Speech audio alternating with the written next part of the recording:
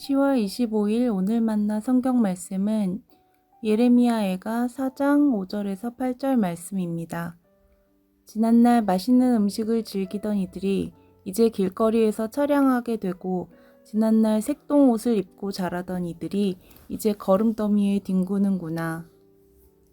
예전에는 저 소돔성이 사람이 손을 대지 않아도 순식간에 무너지더니 내 백성의 도성이 지은 죄가 소돔이 지은 죄보다 크구나. 예전에는 귀하신 몸들이 눈보다 깨끗하며 우유보다 희고 그 몸이 산호보다 붉고 그 모습이 청옥과 같더니 이제 그들의 얼굴이 숯보다 더 검고 살갗과 뼈가 맞붙어서 막대기처럼 말랐으니 거리에서 그들을 알아보는 이가 없구나. 아멘. 아멘. 오늘 만나주시는 하나님을 기대합니다.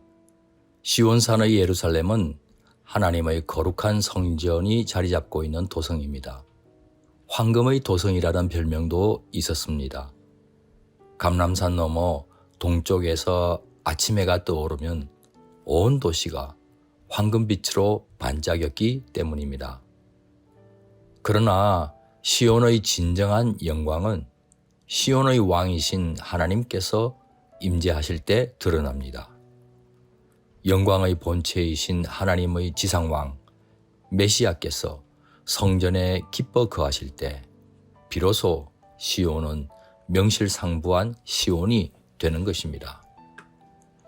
하나님의 백성이 하나님을 버리면 하나님께서도 당신의 백성을 버리십니다. 예루살렘 성전에 더 이상 임재하지 않으시고 떠나버리십니다. 하나님께서 얼굴을 돌리고 떠나가시면 시온의 영광은 한순간에 사라집니다. 정금보다 더 보배로운 하나님의 선민들도 빛을 잃고 천하기 짝이 없는 질그릇 같은 존재로 전락해버립니다. 원수들이 예루살렘을 무너뜨리고 침입하면서 약탈과 살육을 일삼고 두 눈알이 뽑힌 남유다 왕을 질질 끌고 갔습니다. 예루살렘 성이 무너지고 성전은 유린되면서 참혹한 재앙만 남았습니다. 외모나 위용이 대단했던 고관 대작들의 얼굴은 생기를 잃고 얼굴빛은 숯검덩이처럼 칙칙해졌습니다. 피고른 상집에서 길에 지나가는 사람들이 알아볼 수 없을 정도였습니다. 바벨론의 포위와 공격은 일상의 인간관계를 극단적으로 뒤집어 버렸습니다. 유다의 선민들은 새끼에게 젖을 물리는 들깨만도 못한 처지가 되었습니다. 자식을 광야의 타조처럼 방치했기 때문입니다. 목말라 너무나 우러대는 젖먹이의 혀는 문자 그대로 입천장에 붙어버렸습니다. 배고파 떡을 구하는 자식에게 그 누구도 밥 한 술 떠줄 수 없었습니다. 오히려 자식을 삶아먹는 끔찍한 반인륜적 참사도 발생했습니다. 유다는 칼과 기근에 쓰러질 거라는 선지자의 경고가 그대로 이루어진 겁니다. 예루살렘에는 차라리 칼에 맞아 죽는 게 더 낫겠다는 백성들의 신음소리가 들려옵니다. 죽음 앞에서 더 나은 죽음이 따로 있겠습니까? 그만큼 죽음을 기다리는 지금의 고통이 극심하다는 의미 아닙니까? 소돔은 하나님의 불로 순식간에 무너졌습니다. 그러니 이처럼 극심한 고통을 겪고 있는 예루살렘은 소돔 때보다 그 죄가 더 무거운 것일 수밖에 없다는 고백도 나왔습니다. 하나님의 심판 아래에 들어간 하나님의 백성들이 할 수 있는 것이 무엇이 있겠습니까? 악함에서 돌이키는 참된 회개와 삶의 온전한 변화 외에 말입니다. 심판과 재앙의 근본 원인은 하나님과의 깨어진 관계에 있습니다. 사람의 머리에서 나오는 전략 전술이 아무 소용없습니다. 강대국의 도움을 바라는 손을 내밀어 봐도 부질없습니다.